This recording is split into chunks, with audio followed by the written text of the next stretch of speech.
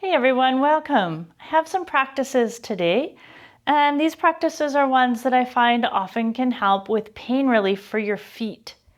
So everybody's foot pain's different. Everybody's body is a little bit different.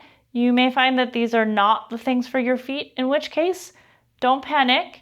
Reach out to someone who you can work with one-on-one, who can give you some ideas specific to your situation. However, I've chosen these because they're things that help a lot of people with foot pain.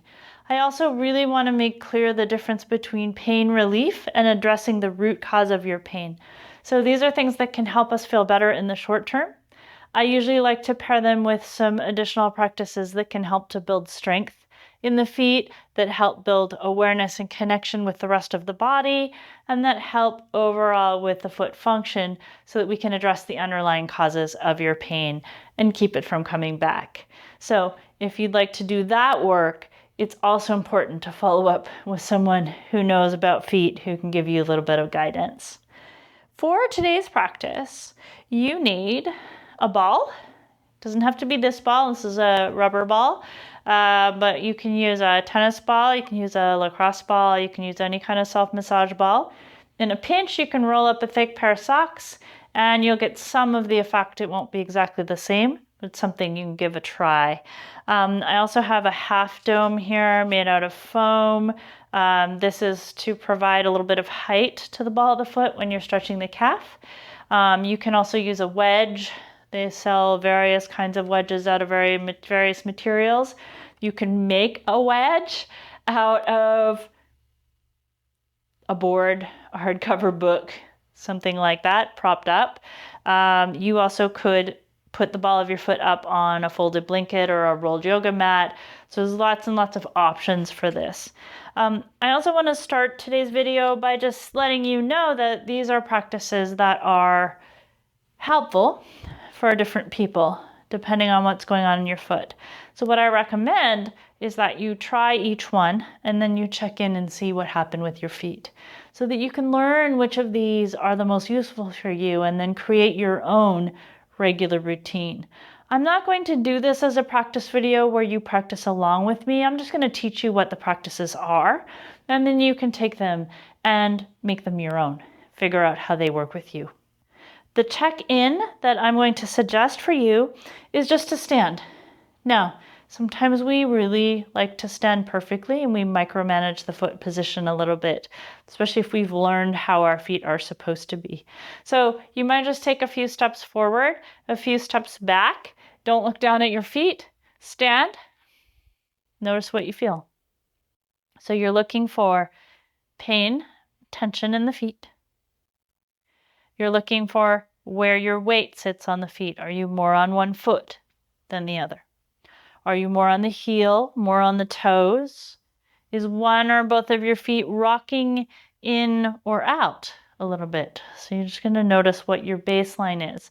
And then after every one of these practices, check in with your feet and see if anything's changed. And that can be a really good indicator of which of these practices are more useful for you and which maybe are not. Some of them also may be a little bit less accessible depending what you have going on in your body. So use the ones that work for you. The first thing we're going to do, you have to sit somewhere where you can reach your foot. So what we're going to do is if your big toe travels in a bit towards the second toe, you're going to use your finger of one hand to just bring that toe out a bit. And then you're going to bring your other hand to the space between the big toe and the second toe. And you're just going to gently massage in that space. Now you notice the top of your foot's a bit bony. You might also notice some soreness in the soft tissue. So be gentle. Try to work in the space between the bones and between those big tendons. And you don't have to hold the big toe out, but if you find it keeps traveling in, you might hold it out. Sometimes that's helpful as well. And then you also can get into the spaces on the top of the foot between the other toes if you like, being gentle. So if you're doing this, you might spend, I don't know, a minute or so on each foot. So don't forget to do both feet, even if only one foot hurts, do both feet. And then stand, check in again, see if anything's changed in your feet. Okay, so that's the first practice. It's more of a self-massage practice for the top of the foot. The second practice that we're going to do here is one where you're going to bring your hand to the bottom of your opposite foot. So I like to cross my leg over. If this is not doable for you, then you could look for some toe spacers. They have ones that are socks with little pieces that go between the toes, and they have some that are made out of various materials that you just wear over your toes that help space the toes out. That will provide a little stretch to your toes, not exactly the same as what we're doing here, but it can be a little bit easier for people if this position is not accessible for you. What we're going to do here is we're going to interlace the fingers with the toes. And you're going to do your best to get the webbing of the fingers down into the webbing of the toes. Now, if you haven't done this before, it can be a little bit intense. So you're going to be kind to yourself, gentle with yourself.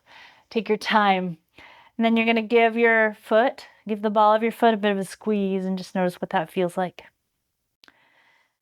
And then while you're here, you can do a few movements with your feet. So the first one I like to do is to take the toes forward and back. So you're bringing the top of the toes towards the top of the foot.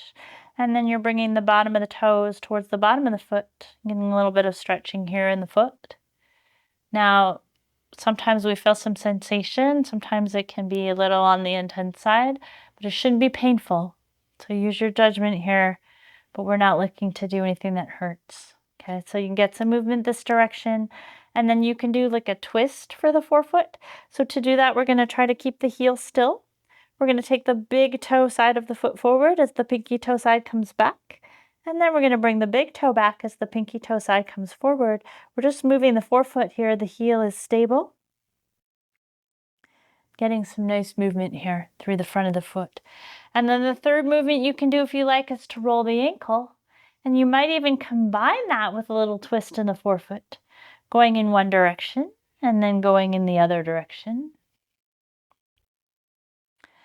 And then you might end with a squeeze to the ball of the foot. So doing one or more of these movements can be really helpful. You're going to take your fingers out and you're just going to compare your feet.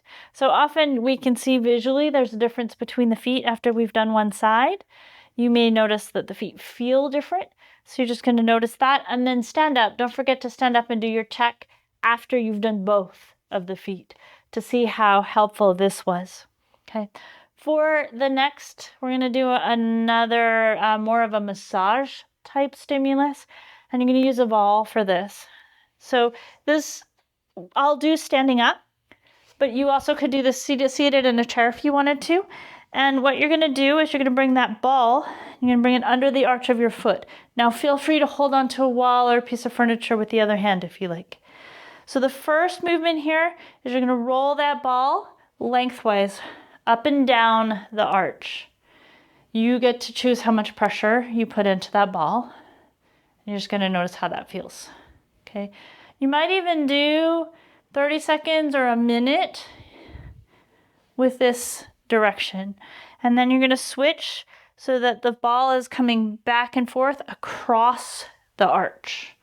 And you can play with sort of the front of the arch, the middle of the arch, the back of the arch, but you're going across perpendicular to that arch. And you might do this for another 30 seconds or a minute. Then you might switch feet and you're just going to notice afterwards how your feet feel. Do that check-in. Okay, so that's the third thing to try. The fourth thing to try is a calf stretch. And to do an effective calf stretch, it's really helpful if you have the ability to raise the ball up above the heel. So this is where your wedge or your blanket or your yoga mat or whatever you have comes in handy.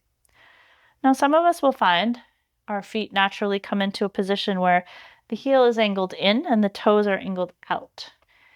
If that's you, you might see how it feels to turn your foot so the toes point more straight towards, I happen to be facing a wall, which I recommend, so straight towards that wall, or slightly in is even better. If you can take the heel just slightly out a little bit wider, that's great. You're going to be facing towards the wall. You might even bring your hands up to the wall, and then you're going to step your other foot forward. And then you're going to keep that heel down. Gently moving your pelvis towards the wall. Straight knee for now. And notice how this feels. So you may be getting a calf stretch. You may also be feeling something else. And that really depends on what's going on with your body.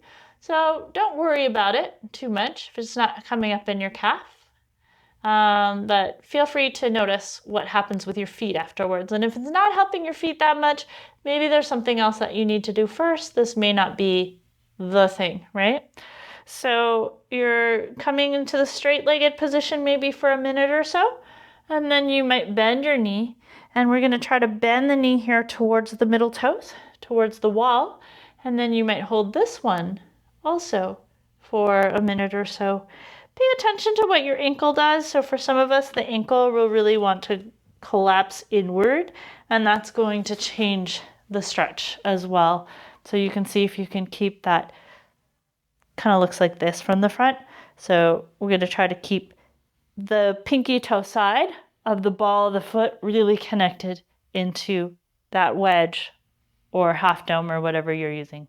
So again, you're going to do each side, and then you're going to stand and notice what you feel. If one or more of these was helpful, those ones you might try to do at least once a day for a few days and see what happens. If you're noticing improvement, that's where you might keep going with these relief practices, but you might also then look for adding on some other foot, leg, hip practices that might support you to feel better in the long term. If you have questions about any of these, or if you just want to share your experiences, let me know what happened when you tried them. Please feel free to share in the comments. I'd love to hear from you.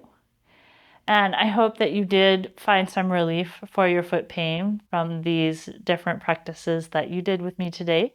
Please take really good care. May we all be balanced and well. Thanks so much for practicing with me.